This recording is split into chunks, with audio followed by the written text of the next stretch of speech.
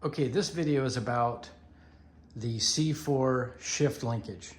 The factory shift linkage obviously is column shift, and it looks like this.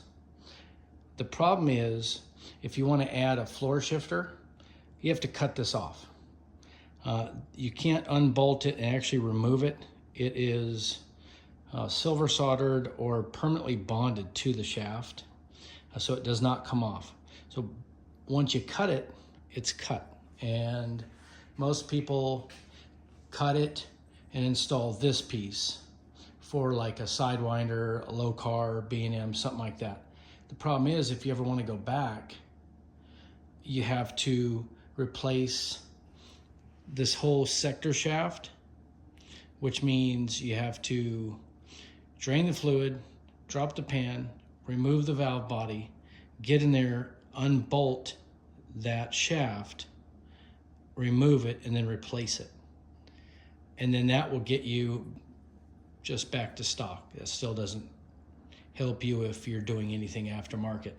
So what we've come up with on our consoles, we have several different C4 options.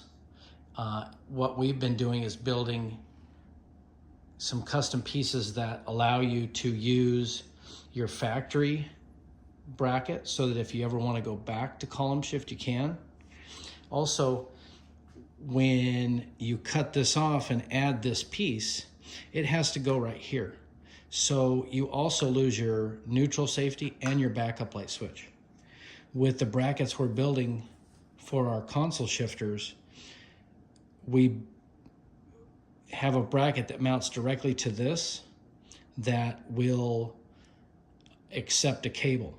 And so you're able to retain the factory piece and your neutral safety switch. And also that allows you to use a factory kickdown or our kickdown throttle cable. So doing it the way we're doing it allows you to have all of the factory options, including going back to factory without doing any modifications.